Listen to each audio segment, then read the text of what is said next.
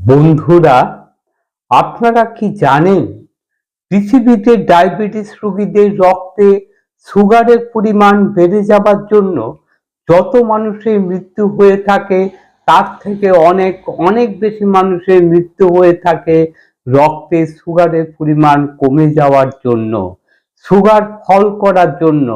ডাক্তারি পরিভাষায় যে অবস্থাটাকে বলা হয়ে থাকে হাইপোগ্লাইসেমিয়া বা সুগার ফল করা।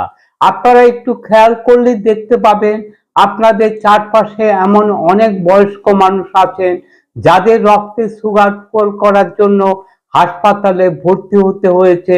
কেন এমনটা হয়, কিভাবে এই মারণঘাতী অবস্থা থেকে আপনারা বাঁচবেন, আসুন আজকের ভিডিওটিতে এই নিয়েই বিস্তারিত একটু আলোচনা করে দেখি। আমি ডাক্তার অলোক দেবনাথ।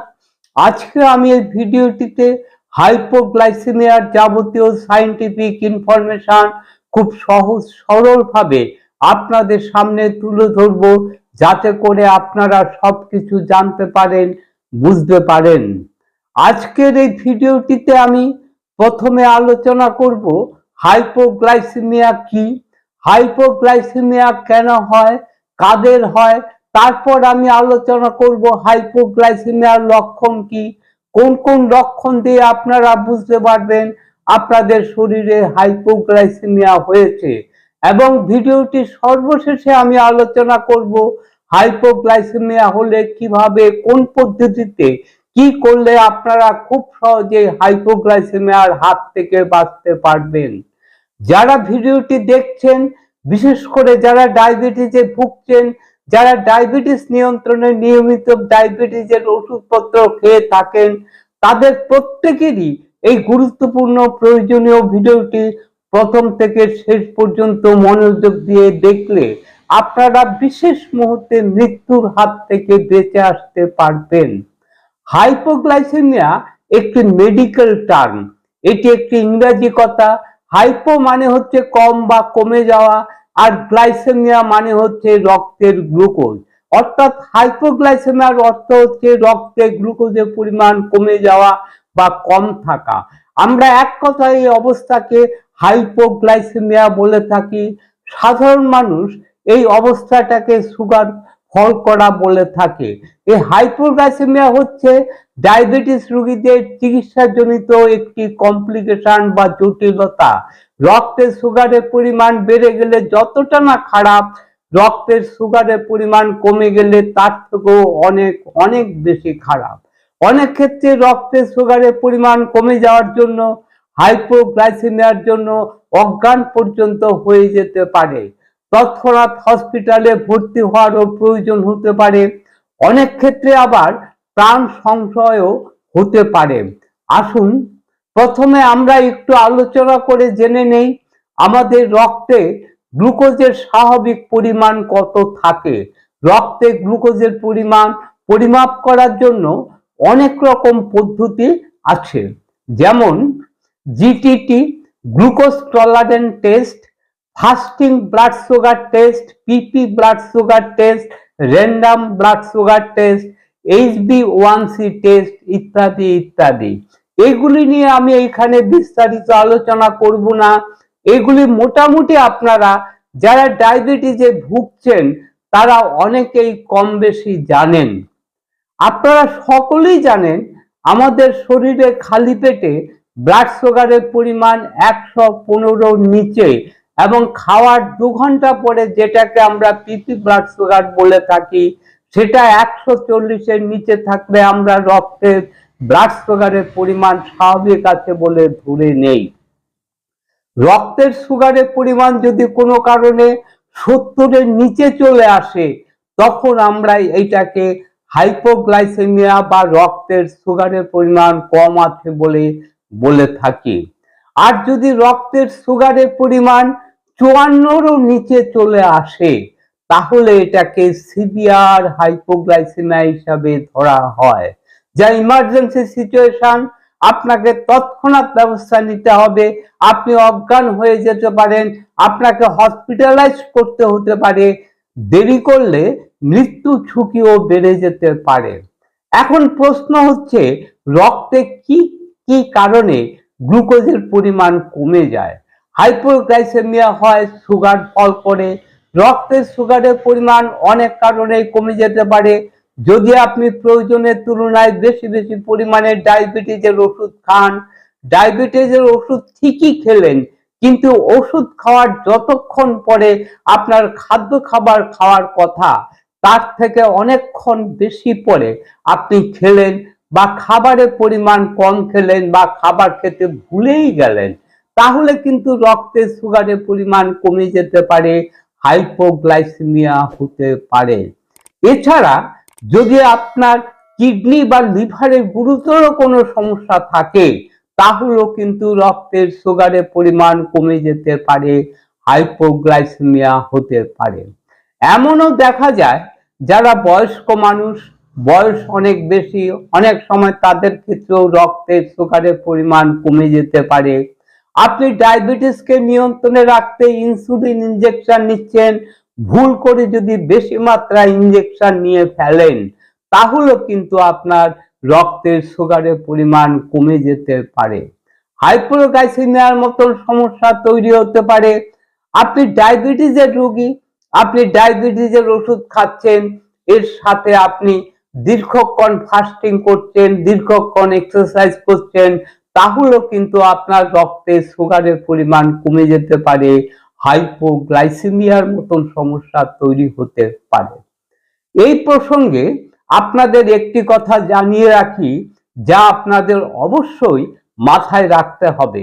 ডায়াবেটিস রোগীরা তাদের রক্তের সুগারকে নিয়ন্ত্রণ করার জন্য যে সমস্ত ওষুধপত্র খেয়ে থাকেন, তার মধ্যে বেশ কিছু ওষুধ আছে, বেশ কিছু যা ব্লাড সুগার ফল করে, হাইপোগ্লাইসেমিয়া তৈরি করতে সাহায্য করে থাকে। আবার কিছু কিছু ওষুধ আছে যা খেলে ব্লাড সুগার ফল করে না, হাইপোগ্লাইসেমিয়া তৈরি হয় না। ডায়াবেটিসের কিছু গ্রুপের ওষুধ আছে যে ওষুধগুলি রক্তে ইনসুলিনের পরিমাণ বাড়ায়, যেমন সালফোনিউরিয়া গ্রুপের ওষুধপত্রগুলি, ইনসুলিন ইনজেকশন, এগুলিতে সুগার ফল করতে পারে। আবার কিছু কিছু ওষুধ আছে যেমন ম্যাটফর্মিন, পায়োগ্লিটাজন, সিটাগ্লিপটিন, SGLT2 ইনহিবিটর, এই জাতীয় ওষুধগুলি খেলে হঠাৎ করে সুগার ফল করে না। আসুন এবার আমরা একটু দেখে নেই আমাদের শরীরে ব্লাড সুগার কমে গেলে, হাইপোগ্লাইসেমিয়া হলে কি কি লক্ষণ প্রকাশ পায়, কি কি লক্ষণ দ্বারা আমরা বুঝতে পারি যে আমাদের ব্লাড সুগার কমে গেছে বা হাইপোগ্লাইসেমিয়া হয়েছে। লক্ষণ হচ্ছে আমাদের শরীরের ভাষা। রক্তের সুগারের পরিমাণ কমে গেলে আমাদের শরীর বেশ কিছু লক্ষণ প্রকাশের মধ্যে দিয়ে তা প্রকাশ করে। আমাদের শরীরে কি কি লক্ষণ দেখা দিলে আমরা বুঝবো যে আমাদের রক্তের সুগারের পরিমাণ কমে গেছে। রক্তের সুগারের পরিমাণ কমে গেলে, রক্তের সুগার ফল করলে আমাদের শরীরে অতিরিক্ত ঘাম হতে পারে, অতিরিক্ত ক্লান্তি অনুভব হতে পারে, মাথা ঘুরতে পারে, শরীরে কাঁপুনি হতে পারে, গা হাত পা কাঁপতে পারে, বুক ধড়ফড় করতে পারে, সবকিছুতেই বিরক্ত লাগতে পারে, প্রচুর জল পিপাসা লাগতে পারে, অনেক ক্ষেত্রে শরীরে খিঁচুনি হতে পারে, আবার অজ্ঞানও হয়ে যেতে পারেন। আপনারা কি কখনো দেখেছেন বা শুনেছেন যাদের ডায়াবেটিস নেই, যারা ডায়াবেটিসের ওষুধপত্র খান না, তাদের কি কখনো সুগার ফল করেছে, হাইপোগ্লাইসেমিয়া হয়েছে? না, সাধারণত এটা হয় না। একমাত্র ডায়াবেটিস রোগীরাই, যারা নির্দিষ্ট কিছু গ্রুপের ওষুধপত্র খেয়ে থাকেন, তাদের ক্ষেত্রেই হঠাৎ করে সুগার ফল করা অর্থাৎ হাইপোগ্লাইসেমিয়ার মতো সমস্যা তৈরি হয়ে থাকে। এই লক্ষণগুলো দেখা দিলেই কি আপনারা ধরে নেবেন যে আপনার ব্লাড সুগার ফল করে গেছে, আপনাদের হাইপোগ্লাইসেমিয়া হয়েছে? এটি অনেক কারণেই হতে পারে। আপনি যদি ডায়াবেটিসের পেশেন্ট হয়ে থাকেন, আপনি যদি ডায়াবেটিসের সেই সমস্ত গ্রুপের ঔষধ যা খেলে সুগার ফল করতে পারে সেই সমস্ত ওষুধপত্র খেয়ে থাকেন, এর সঙ্গে যদি আপনার এই সমস্ত হাইপোগ্লাইসিয়ার লক্ষণ প্রকাশ পেয়ে থাকে, তাহলে বাড়িতে আপনি কোনো ইনস্ট্যান্ট গ্লুকোমিটার দিয়ে একবার ব্লাড সুগারটা চেক করে নেবেন। যদি দেখেন ব্লাড সুগার কমে গেছে, যদি আপনি কনসাস থাকেন, অজ্ঞান না হয়ে যান, তাহলে চিনির শরবত, গ্লুকোজ, মিষ্টি জাতীয় জিনিস খেয়ে নেবেন। আর যদি আনকনসাস থাকেন, অজ্ঞান হয়ে যান, তাহলে কোন রকম কোনো কিছু খাওয়ানোর চেষ্টা যেন না হয়, তাহলে হিতে বিপরীত হতে পারে, গলায় আটকে লাংসে ঢুকে যেতে পারে। অতি দ্রুত সময় নষ্ট না করে হাসপাতালে নিয়ে যাওয়ার ব্যবস্থা করতে হবে। বাড়িতে রেখে এ অবস্থায় চিকিৎসা করতে পারবেন না। কিছু কিছু ক্ষেত্রে দেখা যায় আপনার ডায়াবেটিস নেই, তা সত্ত্বেও আপনার বুক ধড়ফড় করছে, গা পা কাঁপছে, মাথা ঘুরছে, তখন দেখতে হবে আপনার শরীরে অন্য কোনো সমস্যা আছে কিনা। আপনার প্যানিক অ্যাটাক হচ্ছে না তো, অন্য কোনো প্রবলেম হচ্ছে না তো, আপনার হার্টের কোনো সমস্যা হচ্ছে না তো, এগুলিকে অবশ্যই নজরে রাখতে হবে। এখানে একটা জিনিস আপনারা অবশ্যই মাথায় রাখবেন, হাইপোগ্লাইসেমিয়ার ক্ষেত্রে যে সমস্ত লক্ষণগুলো প্রকাশ পেয়ে থাকে, সেই সমস্ত লক্ষণগুলির বেশিরভাগ লক্ষণই কিন্তু অ্যাকুইট হার্ট অ্যাটাকের ক্ষেত্রে প্রকাশ পেয়ে থাকে। অনেক ক্ষেত্রেই কিন্তু আমাদেরকে মিসগাইড করতে পারে, তাই এই বিষয়ে আপনারা অবশ্যই অতিরিক্ত সাবধান থাকবেন। আবার আপনি ডায়াবেটিসের পেশেন্ট, আপনি নিয়মিত ডায়াবেটিসের ওষুধপত্র খাচ্ছেন, আপনার বয়স বেশি, আপনার কিডনি এবং লিভারের সমস্যা আছে, আপনার শরীরে যদি হাইপোগ্লাইসেমিয়ার লক্ষণগুলি প্রকাশ পায়, সুগার পরিমাপ করার জন্য বাড়িতে গ্লুকোমিটার নেই বা খারাপ হয়ে গেছে, সে সময় আপনি কি করবেন? সেই সিচুয়েশনে আপনি কোনো রিস্ক নেবেন না, সঙ্গে সঙ্গে আপনি গ্লুকন ডি বা চিনির শরবত খেয়ে নিন। সুগার একবার কমে যেতে থাকলে, আরো বেশি বেশি ফল করলে আপনার ব্রেন ড্যামেজ হতে পারে, অজ্ঞান হয়ে যেতে পারেন, কারো কারো স্থায়ীভাবে ব্রেন ড্যামেজ হতে পারে, এমনকি মৃত্যু পর্যন্ত হতে পারে। এই অবস্থায় যত তাড়াতাড়ি সম্ভব আপনার কাছাকাছি কোনো হসপিটালে ভর্তি করানোর ব্যবস্থা করবেন। এই অবস্থায় বাড়িতে রেখে চিকিৎসা করা সম্ভব না।